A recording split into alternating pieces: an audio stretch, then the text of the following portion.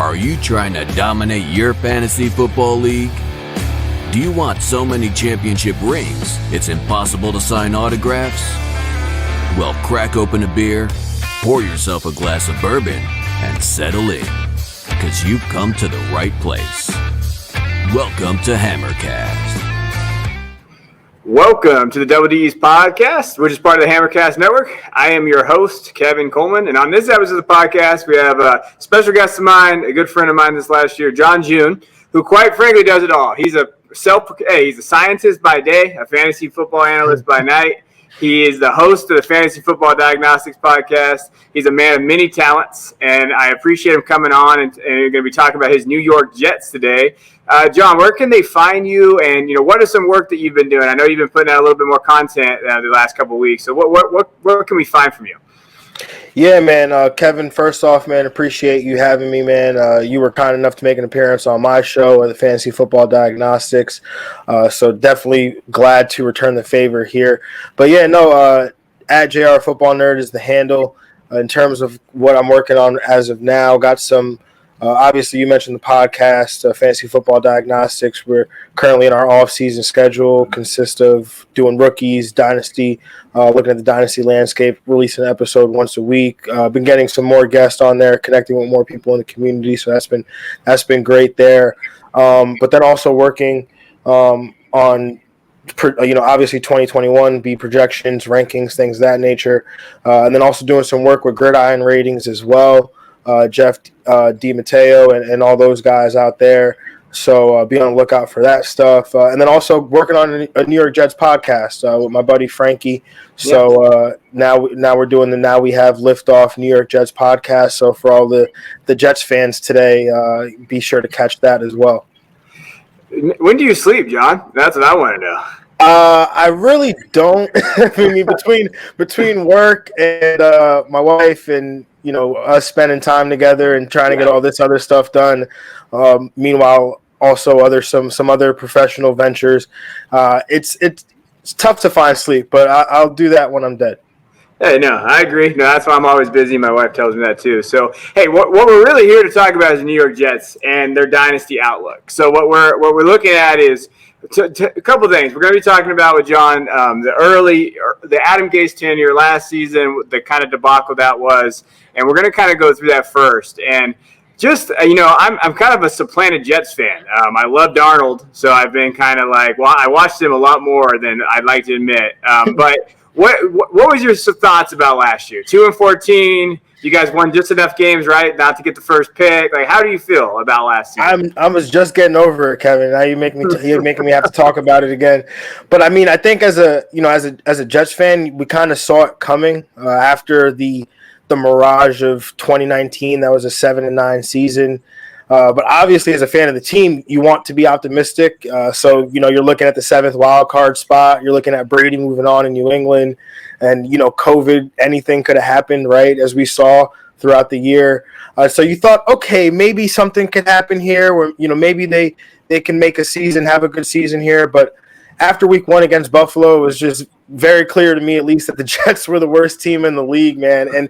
And it's funny because I found myself really not interested in the games, which I hate to say because I'm a diehard Jets fan, and even through like the worst of times, I've endured it. But Adam Gase, there was just nothing fun about that. There was just nothing fun about watching him, prepare for a game and not take input from anybody else, and it was just unfortunate as a Jets fan, going on autopilot basically.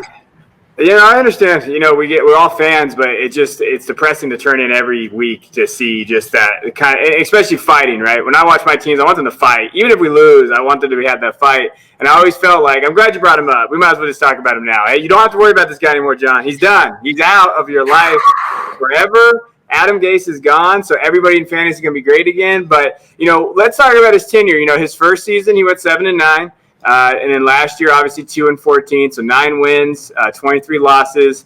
But I even think 9 wins gives him too much credit. I feel like from a total standpoint, he failed. But what is your opinion of Gase? Like, where do you think he went wrong? I mean, I think, it's funny because we talk about that off season when he was hired, and there was a lot of optimism around Jets fans. I mean, Yeah. Sam Darnold had just had the end of that rookie season where he looked like he was potentially going to take that next step. And you're looking at all these offensive coaches like Cliff Kingsbury or Eric Bieniemy, and you're thinking even Todd Monken got an interview. They actually almost hired Matt Rule, even though he's not an offensive-minded coach. But you get my drift. They're looking for this somebody to cultivate this quarterback, and Adam Gase just happens to get fired from Miami, and they interview him, and I'm just like, anybody but Adam Gase. And sure enough, they hire Adam Gase, and it was just I remember it was probably around the time that Mike McCagnon was fired. I remember thinking, Jamal Adams is going to get traded within the next year. And sure enough, that ends up happening. He makes it almost impossible to really understand how players are developing or if players are getting better, because he doesn't fit. He doesn't try to establish a game plan around anybody's particular skill set. He doesn't adjust in games, so it makes it really tough to evaluate what you really have offensively from a talent perspective.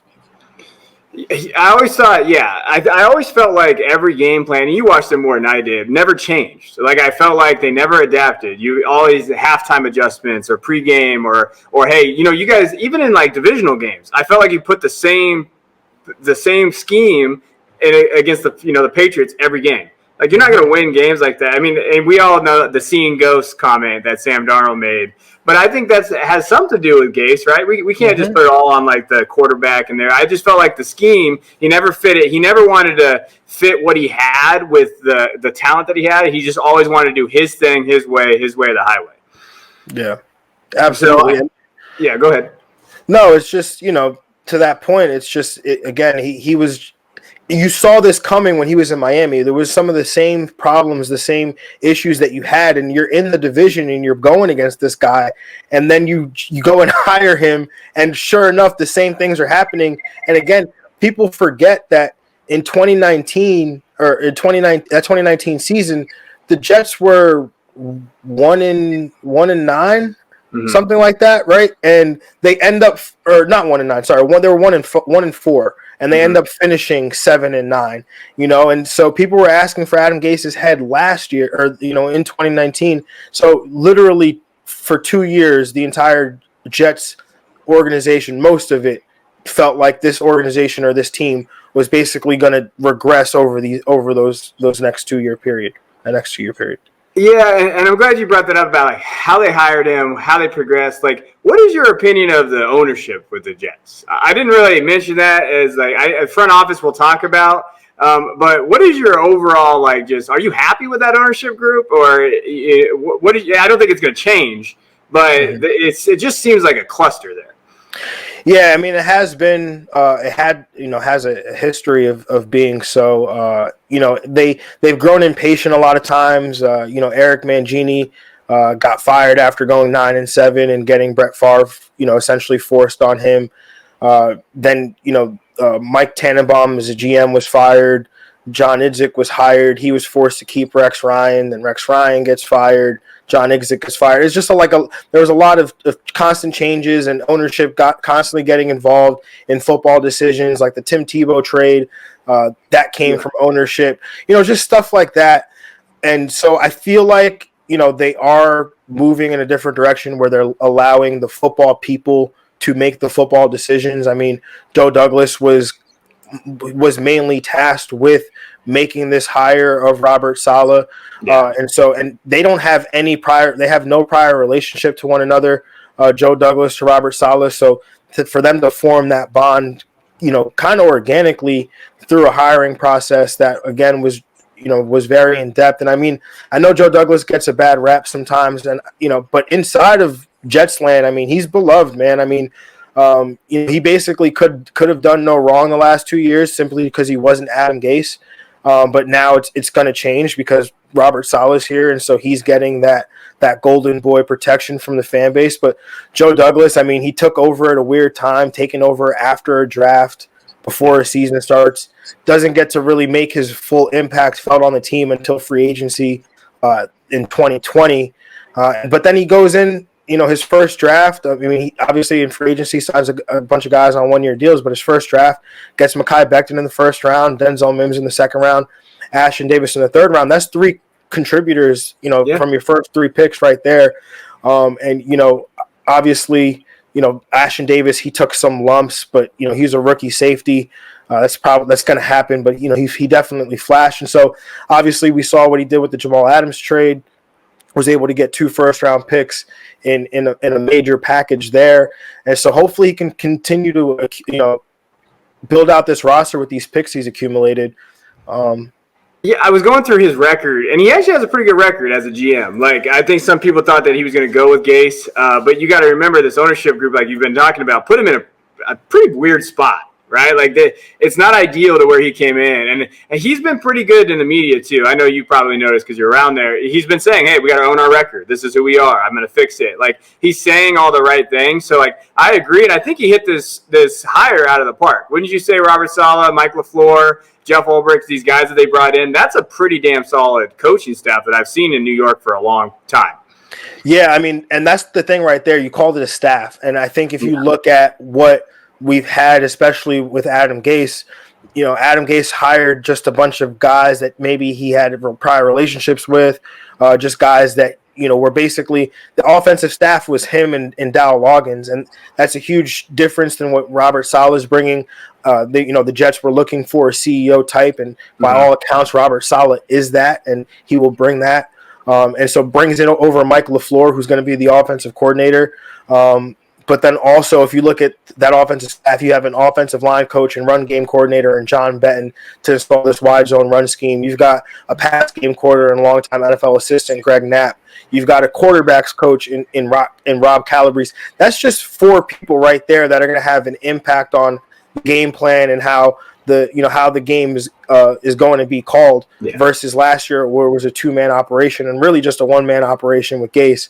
And then defensively, Saleh is not going to be calling the defensive plays. He's brought over Ulbrich to do that, who's by all accounts is, brings that same energy and that same passion that Saleh brought to the San Fran defense when you saw him, pumping up on the team on the sidelines. And so, and especially if you look at what Ulbrich did in the time that he was able to call the defense for the Atlanta Falcons, even going back to last year, because Dan Quinn gave up play calling duties last year, and there was some kind of situation where Ulbrich would call the first and second down defense, and Raheem Morris would call the third down defense and passing downs, and then Ulbrich took it over full time when Raheem Morris became the interim head coach.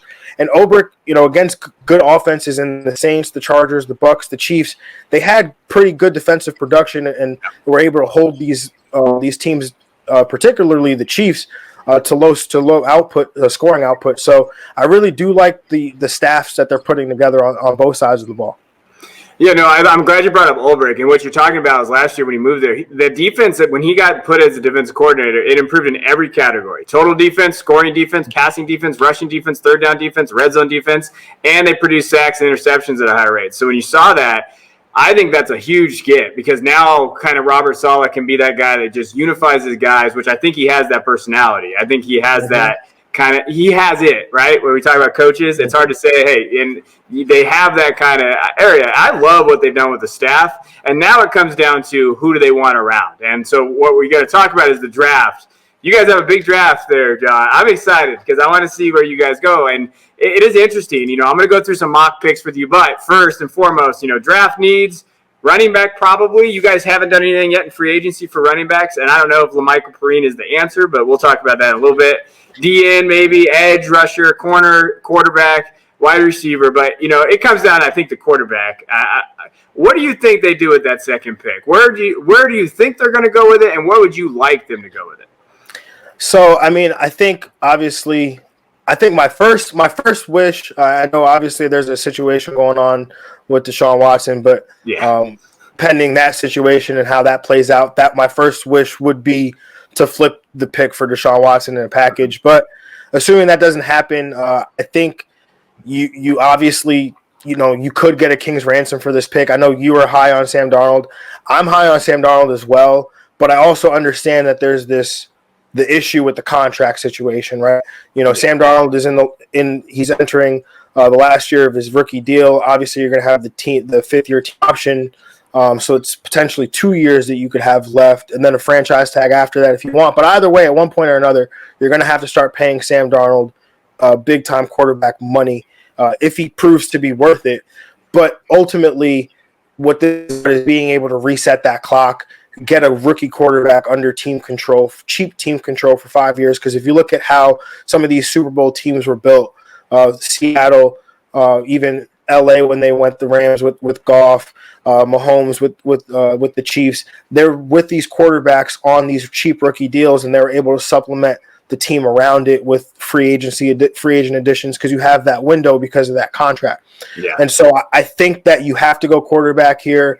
My choice, I think this quarterback class is loaded. I think there's 5 guys here that could really play.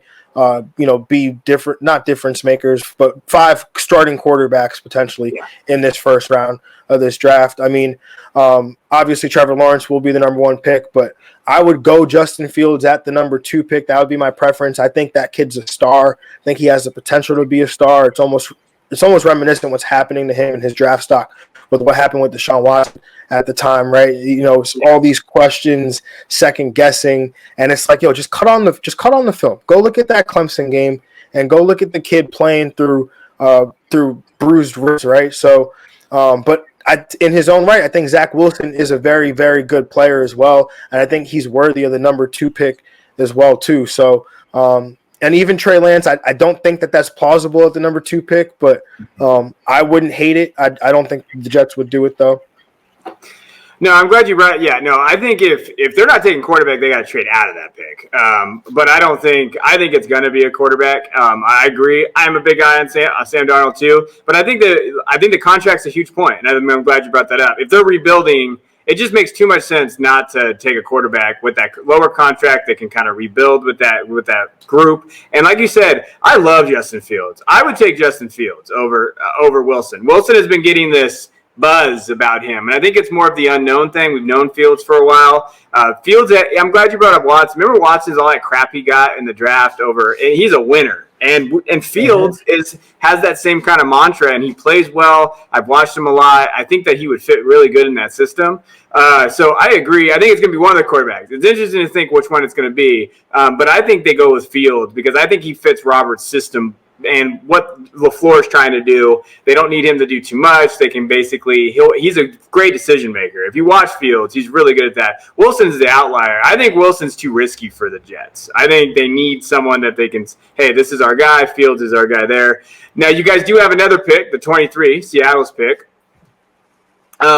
Who do you think at that? So I'm going to give you a couple options. So I have some mocks that they pick. So Notre Dame linebacker, JOK. So he is there. I saw another mock, Rondale Moore. So maybe you get like a wide receiver in this draft. I saw Gregory Rousseau. So where are you thinking after this? Are there some guys, like some position players, some wide receivers, some running backs, anybody in that range that you would want them to take? Yeah, so, sorry, I think I lost you for a second, but I'm totally clear now.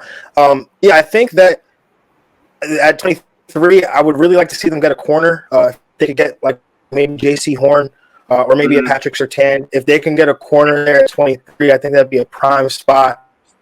Another position to watch, I know you don't have it listed here, interior offensive line. Those 2 guard spots were absolutely atrocious last year between Greg Van Roten and Alex Lewis. So we need to upgrade that interior, that offensive line. I think Joe Douglas, somewhere between 23 and 34, one of those 2 picks will definitely look to do that. But yeah, Greg Rousseau, I think obviously makes sense if you look at the need for an edge rusher. They did just sign Carl Lawson, so maybe they'll look in the later rounds for a developmental guy. I mean, you know how much I love Rondale Moore, and I think he would be a perfect fit in this offense when you consider, what Deebo Samuel, what Brandon Ayuk, what they've done in that Shanahan offense, and that scheme. Mike LaFleur bringing over a similar offense. I think Rondale Moore would be a perfect fit as a wide receiver in this offense and a player that the Jets don't have. Yeah, that's that guy, right? That's that playmaker the Jets could use, and him and Fields together. That could be electric. That could make me even push Rondé Moore up on my draft chart, and you know how I feel about that. But that could be a perfect kind of. That could be that thing where, hey, man, these guys, this is kind of their future together. Do you think they addressed the running back spot?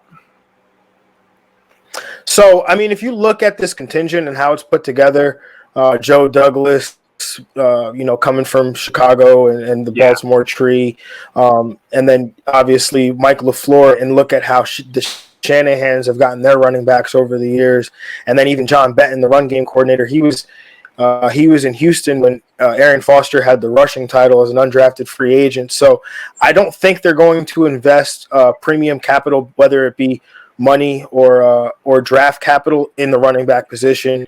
Maybe I know I see Najee Harris and Travis Etienne in these mocks at 23 or 34 a lot, but I don't think that's going to happen with this contingent.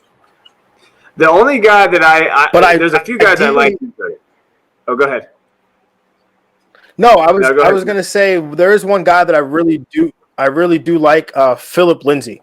I know he's just recently became available. I think he would be a perfect fit for what the Jets trying to do in this wide zone run scheme. I love Phillip. I think that would be actually an interesting spot for him, and especially because his new contract's there. I actually really like that call. That's a good call by you. I would say the only guy in the draft that I think in maybe Kenneth Gainwell from Memphis. I like Gainwell a lot, but that would maybe be a good fit with Perrine, and you kind of have that kind of dual back type thing. That would be the only guy that I think I would love there, because you're going to get him in the third or fourth round probably. Yeah, and that's the thing with Gainwell, right? I look at him, I think he is a third or fourth round pick, like you said, and I just don't know if they'll do that, but we'll see. I mean, I hope so, because I looked at Gainwell and I thought that he would have been a perfect fit for what they'll be trying to do in this offense. Yeah, and I just want him to go there because I have so many dang shares of him in my Devy leagues that it would be nice, because that would be great, because I love him in that offense. LaFleur, those guys. I'm being very selfish right now, but it would help you guys out too. So I want to look. We're going to go through some the buys and sells at the quarterback, running back, wide receiver, tight end position. Talk about some free agent stuff that's gone on. At the quarterback position.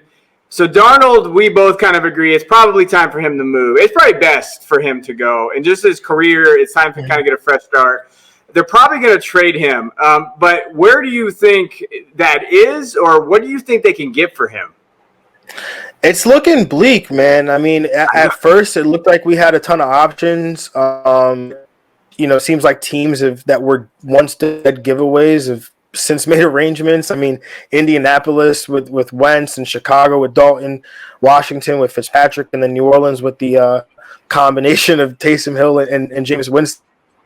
But Washington and Chicago, I think you don't have to necessarily totally rule them out, because the players that they got there could be considered bridges, and Darnold is still young enough that you could consider him the guy you're bridging to.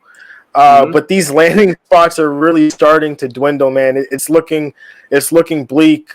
Again, hopefully Houston would take him in a trade package. No, I agree. Maybe Denver, but it seems like they're going with Locke, which is weird. Maybe they draft a guy, but I think maybe they're going to stick with Locke there. So I wrote like a 27,000 word article on Darnold, so I know a lot. I want to know what your opinion is. He was drafted in, the 2018 draft. He went third. Allen went after him. Jackson went after him. Lamar Jackson, Josh Allen went after him. I went through like what they put around him. Like his best running back was probably Isaiah Correll in the New York Jets. He had Herndon there. Robbie was there. Quincy Nunn, then he got hurt. After that, in 2019, Le'Veon Bell, but that was like the Le'Veon Bell, the carcass of Le'Veon Bell. His best tight end that year was Ryan Griffin. I'm sure I know I'm just depressing you, and then you got Frank Gore last year, and then Braxton Berrios. Come on, John, Braxton Berrios. That's like, these are the guys that these guys are throwing to. And I know they had Mims, but Crowder was hurt. Like, how much blame can we put on Darnold? Darnold deserves some blame for sure, right? But I think that, and I say this all the time about that 2018 class, that however you want to rank them, Rosen is fifth, and whichever quarterback got drafted by the Jets would have been fourth, and that's how it pretty much would have worked out with their coaches. So, because if you look at just from the time he got drafted, he had one of the worst offensive lines in the league. I mean, back in 2018 when he was a rookie, I used to say to fellow Jets fans and just people that would even crazy enough to watch all 16 games of the New York Jets, watch the Jets offense and tell me who the best player is. 9 times out of 10, it was Sam Darnold. And he was a rookie, right? And I mean, granted, it was the Jets and we've only have 13 games of him playing without Adam Gase. That's all we have is 13 games of Sam Darnold without Adam Gase. So take that for what you will. But when you consider everything, like you mentioned, the lack of talent around him, the lack of even offense, the protection in the offensive line, the lack of help in terms of game planning. Like we all talk about the ghost game, but I mean, that's what happens when you're just running 5-man protections against Bill Belichick, 0 blitz, and not trying to, put a 6th or 7th guy in there to help protect. And there's no adjustment to be made, right? So these are all things that you have to consider. But at the end of the day, right, Sam Darnold, there's probably a world where we all expected him to be high-level prospect, and maybe he's not that, right? Maybe we were a little off on that, but he's not as bad as what he's looked like. And I think that the truth is most likely somewhere in the middle. And I know it seems like a cop-out, but the kid is still 23 years old. Get him with some talent around him, with a coach that knows what he's doing, and I promise you will see good things happen. Yeah, I mean, when you had Todd Bowles and Jeremy Bates as offensive coordinator in 2018, he had a pretty good year towards the end, and that's what we're talking about. He did pretty well with the weapons that he had around him. So if we're in a dynasty league, what are you willing to give up right now for Darnold? So I was trying to find trades, but there's really not a lot because a lot of people are just holding him, and because I know they're waiting to see if he gets traded. I did see a David Johnson and a 2020 second, like a late second, and God, that would hurt my soul if I had to trade Sam Darnold for that. I'm going to hold on to him for that. But are you comfortable giving up a late first, or would it just be a second right now? I mean, that's actually interesting that people are giving up late first. I mean, I'm assuming you're talking Superflex. Superflex, yes. Yeah, Superflex. People are giving up a late first in this class for Darnold. I mean, if they really need a quarterback, I mean, I just feel like I probably, with the exception of maybe Mac Jones, would want all 4 of those guys ahead of Darnold, right? So maybe there's a chance I can get one of those guys, but with a late first, I mean, I wouldn't be able to do it, honestly, man. I mean, maybe with a second round pick, I would be more willing to do it. I mean, I say that now because we don't know what the landing spot is, but I can't look around the league and say, yeah, Darnold will definitely go there and be a starter. Where maybe I could have said that 2 weeks ago, I can't say that now. Yeah, and I get nervous too. We're both elder men in this fantasy era. We've seen a lot of quarterbacks going. It's funny when I say, whenever you hear like, oh well, he can just go somewhere, be a backup, and start. How many of those guys actually do that? Because in my experience, remember Jake Plummer? Like Jake Plummer did it. Cutler, I guess, kind of, but he didn't really sit. Like, we don't have a lot of precedent for guys going somewhere, sitting behind a year, and then doing it. Like, usually when it's backup now, and that's it. Mm-hmm. Mm-hmm. Yeah, So yeah, that's the thing, right? And maybe I would feel better depending on where he ends up. Like, if he ended up with Sean Payton and just had to sit there for a year, I'd feel better about that. Right, but if he goes to Dallas and that's where he's going to sit for a year, well, he's never going to play. I don't know what kind of coaching he might be. I mean, no offense, Kellen Moore is great, but there's no history there of developing quarterbacks, right? So I don't know what kind of coaching he'd be getting where I would feel comfortable in a year that he would be a productive starter. Yeah, I did see Seahawks today, and I don't know what the hell that was, guy, but they said maybe trade, but that's not happening. Let's move on to running back. So, I actually like Lamichael Perine coming out, Debbie-wise. I actually thought he was kind of a sleeper, especially because I was like, hey, the Jets haven't got anybody, and then they gave the ball to freaking Frank Gore all the time. I don't know what was going on there. Do you trust Perine? Do you think he could be maybe a workhorse, a guy that maybe you guys can rely on a little bit? So I'm actually not a huge fan of Lamichael Perine. I remember when we drafted him in the 4th round, I questioned the pick at the time, and just even watching him last year. I mean, they did talk about him. Obviously, because we didn't see a lot of him, because like you said, Frank Gore got the ball done. But they always talked about how he was the only guy that could actually break a long run or take it the distance, and they proceeded not to give him the ball. But I didn't really see a lot of that from Perine on his college film, so I wasn't a huge fan. I think you'll probably get some combination of Perine, Ty Johnson, who did look really good last year, and Josh Adams, who looked good in the spurts last year as well. I think you'll see a contingent of those guys, and probably one more player, whether it's a free agent or a late draft pick. But like I said, Philip Lindsay, he would be my guy. I really wanted Jamal Williams to come in here and be a lead back. I was hoping that LaFleur connection would come to fruition there for us. But Philip Lindsay is the guy that I'm on right now. Oh, hey, I love it. I mean, I like that idea. Perine is when you look at Lamichael, I think he's very limited. But I like that you brought up my guy Ty Johnson, because I definitely have Ty Johnson somewhere out there. He's not a bad little. I just think when we look at what they brought over, you're going to be like that running backs like San Francisco has, right? We're going to see this committee thing that's going to drive people crazy. But if you can hit on a couple of these guys, and they're super cheap, you could probably get Ty Johnson for almost free. You could get some of these guys to where you can kind of grab them. I love it, and I love that system, because I think that Ty's young. He's 5'10", 213. He's got the size. Lindsay, those type of guys. I would love to grab those guys. So no, I'm all on board with that. I think that's a great call. But I do like the Jamal Williams call. I thought that I want him to go to Denver after if Lindsay left. I thought that would be a good spot, and then he signs with what did he sign with Detroit, man? I don't get that. I don't understand that one at all.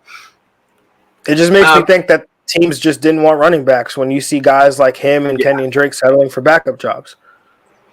Yeah, no, I get that. I mean, hey, right now, so this just happened like 3 days ago, which it might change, but Philip Lindsay went for a 4th-round pick in the league.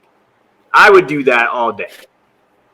Yeah. What are you going to get in the 4th round? I mean, trust me, you're not getting nothing in the 4th round. So if you could get a 3rd-round pick, I don't hate it, especially if we went to the Jets and become that kind of, I wouldn't say bell cow, but maybe a guy that can get to that 1,000-yard mark if he gets the ball a little bit more. I think he's really underrated. Yeah. He's someone right now, guys, you can go take a look at and grab. So I think that's a good call. Let's go to my favorite position on this team is the wide receivers, because it seems like you're getting upgrades. It seems like my guy Denzel Mims is there, so I want to see what you think of him. You just signed Keelan Cole. You just signed Corey Davis. Hey, Corey Davis, baby, resurgent. He's coming back. Overall, what do you feel about this depth chart? It seems like Jameson Crowder might get cut. So just in general, what are we thinking here about this wide receiver? Yeah, I mean, I was really actually came into the free agency period really hoping that they'd get a Curtis Samuel. That was my number one guy, just because I really, when you look at the Deebo Samuels, you look at the Brandon Ayuk's, and you look at what Curtis Samuel did, especially last year, 1,000 yards from scrimmage. Had almost over 200 yards rushing. So I thought that he could bring that same element here. Obviously, that didn't happen. He signed with Washington. Jamison Crowder, there's talks of him potentially being cut, especially now that they've added a third receiver, or essentially a second receiver in Keelan Cole, who you could think could be your third receiver. They could save $10 million with Jamison Crowder. I just am not a fan of outright releasing him. If you want to move on, trade him. But this is still a good receiver, still a productive receiver, and I think he's obviously going to regress next year. He's not going to have the production that he had when you consider the fact that Adam Gase funnels his offense to the slot receiver. Crowder with the Jets, Landry in Miami, and even Albert Wilson in between. So I think And then obviously B's being that there's more weapons around him, and Corey Davis obviously getting added, like you mentioned, and then an improved Denzel Mims. So I think that there's potentially some regression there for Crowder, but I think if he were able to move on to another team, that you would have some production there because he's still a very good player. Now Denzel Mims, loved him at coming out of Baylor. I think from a talent perspective, he was my wide receiver 5. Looking at just overall wide receivers in the draft, he obviously ends up in a situation where the quarterback has to get sorted out. But I think Mims is the kind of player where a young quarterback can come in and lean on him, assuming it's a rookie. But he's physically imposing, obviously 6'3", over 200 pounds. Obviously has that speed with the sub 4.4 40-yard dash. So I really think that. Maybe you're not familiar with this term, but it's called the Jets tax. It's in free agency where basically the Jets used to have to overpay players to get them to agree to play for the Jets. Well, there's something kind of like the opposite of that in the fantasy community where you can get Jets players at a discount because they play for the Jets. So maybe getting a guy like a Denzel Mims on the cheap right now, because I do think when you look at what he did last year, again, being a big-bodied receiver, making plays down the field with just sheer size and length, and then just being a beast on these 50-50 balls. But then when you look at what he said he wants to work on, his route running, his releases, where when you watch him, that's exactly what you think he needs to work on. So he's aware of that, and I think that 2 is going to be a big year for him. Corey Davis, like you mentioned, I was lukewarm on the signing just because, like I said, I wanted somebody to complement Mims a little bit more. But I think because his skill set's somewhat redundant to Denzel Mims. They're both 6'3", both just over 200 pounds, big, physical, long receivers. But I think that's also good for what they want to do because he's a great blocker on the outside in the run game. They're going to run a ton of play action, which is what Corey Davis was having success on last year, these last 2 years in Tennessee. So it's going to fit him well that way. Obviously, we got to see how this quarterback situation gets sorted out. Yeah, so I want to throw some guys. So here's some trades that happened for Denzel, but Denzel Mims. But I want to see who would you rather have. So would you rather have Mims or Laviska Shenault? Oh man, okay. So I'm gonna go Viska here. I had Viska ranked higher than Mims. After it was a dynasty rookie wide receiver last year. And especially after what we saw in year 1, I think Viska gets the edge there. And then you insert Trevor Lawrence and what Urban Meyer has done with receivers in the past. Obviously they did just get Marvin Jones and DJ Shark is there. Yeah. That makes it tough though, right? Now I might have to switch my answer because you could show me a world where Mims is the number 1 receiver, not going to have much competition for targets. Granted, who are those targets coming from? So if it is Zach Wilson, if it is a Deshaun Watson, whatever it may be, but Denzel Mims could very well lead this team in targets. Where Laviska Shenault, I know people crap on DJ Shark a lot, but I still think he's a very good player. I still think he's going to demand targets. And Marvin Jones, he's up there, but he's no slouch. So I'm going to go on the fly here and switch it to Denzel Mims. Look at you, your Jets bias. It just came through. Like right in the screen, right in there. I saw it. You were like, what am I doing right now? I got to think.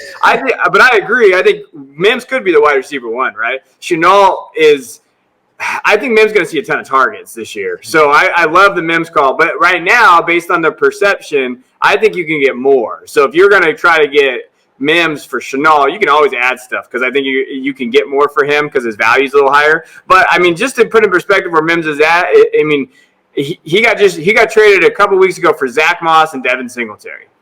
That is a steal. I'm taking Mims all day over those 2 guys because those 2 guys don't even equal one good running back in my opinion. So I'm taking that. As far as the draft goes, you and me kind of talked about Rondale Moore. Is there? Juju doesn't seem like an option anymore, right? Because Keelan Cole, 1 year, $5 million. Does Juju feel like an option at all? Did he ever feel like an option to you? I mean, it's hard to tell where a lot of this news comes from at this time, because within minutes of the Jets were interested, you're hearing that Pittsburgh's also making an effort to re-sign him. So it's like, is that coming from Juju's camp trying to raise the price? But then you see the Keelan Cole signing. So does that mean they're out on Juju? I personally I didn't want them to sign Juju, mainly because I didn't really know what the contract was going to be like. I just assumed that if Juju was signing it, he was going to get overpaid. I wasn't a huge fan of the Juju interest there. I mean, I don't think Keelan Cole precludes them from adding another wide receiver. I mean, you look at that deal, it's a 1-year deal, $5.5 million. I mean, I don't know how much that really guarantees him a significant role on this team. So, yeah, I like Keelan Cole. I know some of our buddies like him a lot more than I probably like him. But I think that he fits. I don't know if Juju fits. And again, how much money are they going to want to put into Juju? I think that's a good call. With the Mims, they can maybe get a rookie. I know we said Rondale Moore. They can maybe grab someone in the second or third. Is there anybody besides Rondale Moore you would like? So I was looking at the what it would look like potentially for the the third round, because I think that's probably the sweet spot. Because they do have 2 third-round picks, one at 66 and one at 86 or 83, something like that. So I think maybe with one of those 2 third-round picks, they'll probably add a receiver. So, Amon-Ra St. Brown potentially in that range. Dwayne Eskridge potentially. One of these potential space players. I mean, the guy from Clemson, Amari Rodgers. He made a ton of sense. I was just looking at a list of receivers that in that range, and he just kind of stuck out. He's a thick guy, 211 pounds. I think he's just under 6 foot, but I think he fits what when you look at those Deebo Samuels and how they manufacture touches for that slot receiver. I think Amari Rodgers fits that. No, I like that call. Look at you. See, these guys. Amari Rodgers would actually fit that offense really well, especially if they go on from Crowder. Like if Amari could maybe fit in there, I actually like that a lot. I'm going to steal that now. Thanks, John. But no, I'm going to use that. No, I think that's a good call, especially in that third or fourth round. I did see a mock where Bateman went in the third round to them. I can't see Bateman falling that far. He's going to test too high, and I can't see them taking a higher one. But no, I think that's good. Now, tight end, our boy Chris Herndon. All right, are we back on Herndon? I'm back on the Herndon train, John. I feel like. Cool. Are you on this train with me? Are you jumping on or no? I never left, man. Come on. All right. I've been riding this thing since last July. But yeah, from my timeline, I'm a huge Chris Herndon fan. I was really pumping the Chris Herndon hype train for much of August and leading up to September. But obviously the season didn't go the way that we would have hoped. I would have hoped at least. But if you look at his rookie year, which still is his best year, 502 yards, 4 touchdowns, 39 receptions on 56 targets, 12.9 yards a catch, playing with a rookie quarterback at the time of Sam Darnold. 2019 was a suspension and injury-riddled season where he literally played one game, caught a ball, got injured, and then was out for the rest of the year. And so 2020, though, it just was absolutely terrible. He seemed like at times like he was disinterested, like almost like he forgot how to play football. But again, Adam Gase makes it really hard to evaluate guys. So I'm gonna lean on that crutch a little bit harder with Chris Herndon, especially. So maybe the Jets add another tight end. They didn't seem like they were going after one aggressively in free agency. So I think Herndon gets one last chance to be the guy. And, maybe it's wishful thinking, but remember his rookie season, he was really good, especially down the stretch. Those final 11 games was a 16-game pace for 49 catches, 662 yards, and 6 touchdowns. And he was, again, getting better coaching at the time in a scheme that's similar to this one because Jeremy Bates, who worked for Kyle Shanahan's dad, Mike Shanahan, it was a similar offensive scheme. So I think Chris Herndon could probably feel comfortable. Again, he has the opportunity to be productive. Maybe I'm wrong, but I definitely still have all my Chris Herndon shares. So there's that. Well, this makes me feel a little bit better about myself because I thought I was like on a Herndon island all by myself. But he sucked me back in at the end because he did show, when you looked at it, what he did. He had 2 touchdowns at the end of the season. around 40 yards. And again, it's hard for me, like you said, it's hard for me to judge based on Gase. And Joe Flacco was throwing him passes in the year, plus Darnold was hurt, and then all that stuff. So right now, he's really cheap. 4th round, 3rd round pick if you want to trade for him. And with the tight ends, the mess that the tight ends are, I don't actually hate going after Chris Herndon. I can't believe I just said that out of my mouth, but I don't hate growing and trying to grab him with this tight end class, right? There's a realistic possibility he could finish in the top 15 if he stays healthy, right? Yeah, definitely. And the best part about it is Chris Herndon could just be a throw-in, right? It could be like, I don't really like the way this deal is. Could you just throw in Chris Herndon? And they'll be like, okay. So it's probably not going to be hard to get him. I like everybody listen to this. We're just throwing in Chris Herndon, baby. I mean, that's what we're telling you to buy him, but he's also just whatever. But we're telling you, it could be there.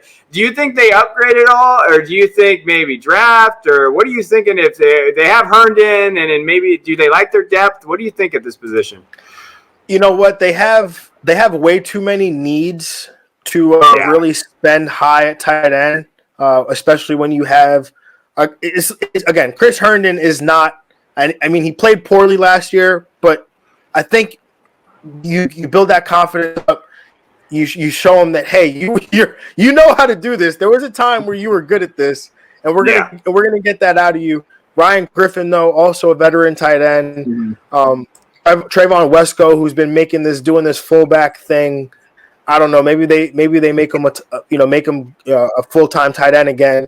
But who knows? Maybe they'll add a veteran. But I don't think it's going to be anything overly expensive. Or I don't think they're going to try to add with a premium pick add at this position. Yeah, I agree. I think, but hey, I am on the Herndon train. Like I believe that if you can grab him now, he is worth the value. I mean, his ADP is ridiculously low. I saw him go as tight end 27. In a recent ADP. So, come on. Like, we can get this better. I mean, Rob Gronkowski's getting drafted before Herndon. Right now, Rob is done. I say that. He just won a Super Bowl. But in Dynasty, you got to try to grab Herndon.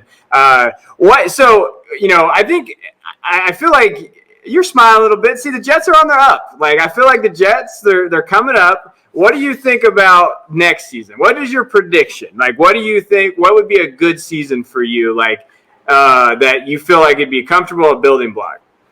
Well, just to build on, back on what you were saying, it was very optimistic times right now in Jets Nation. Hence the name of our podcast. Now we have liftoff. Yeah. We really feel like the Jets are potentially in a window here where they could take off under new leadership. And I think honestly, it's just about the energy. I don't really care. They could go out next year and go it'll be 4-13 because I guess it's a 17-game season. But they could go 4-13 next year as long as they look like they're playing with passion, they're playing with energy, unlike what we saw at times last year. I'll be happy, but I think that you could see them win somewhere between 6 and 7 games next year. I don't think that's out of the realm of possibility. Again, New England is still in a flux, but their situation, you don't really know what's going on there. Miami's not going to have Fitzpatrick to bail Tua out at times. And then obviously Buffalo and Josh Allen, the division crowns. It pains me to say every time. It pains me to say good things about Josh Allen, period. But anyway, I think 6 to 7 games. I think you could probably see that coming from the Jets next year. Yeah, I mean, that's a competitive-ass division, right? Like, that's a division now that is, you guys got to build something there. And you can say what you want about Tua. I'm hoping big things for him next year because I'm rooting for him as a kid, as a person, at that injury. Yeah. The Patriots, who knows what's going on? Everybody's building up the Patriots, but Cam Newton still can't throw, guys. So I don't know. Everybody's blaming COVID, and I'm like, COVID doesn't really – I don't think it affects the shoulder. I mean, you're the scientist, but I don't know if it affects how he was throwing prior to the COVID. I'm glad he's recovered, but I don't see that. Like, I don't necessarily know about that, but I don't know. I think that division's going to be tougher. I know Josh Allen's there and the Bills, and they're going to be strong, but 6 wins is a pretty good mark for you guys, right? I mean, like we said, we just want to see you guys compete. That would be nice to see. And I'm rooting for the Jets, people, because you guys have suffered a little bit. You guys have suffered worse than the Cowboys, so I give you credit there. I would love to know who is your favorite Jet. So this is gonna be interesting because you guys have had a lot of great players. Bart Scott, right? Some other guys that I really like growing up watching. Curtis Martin, these other guys. Who is your favorite Jet growing up?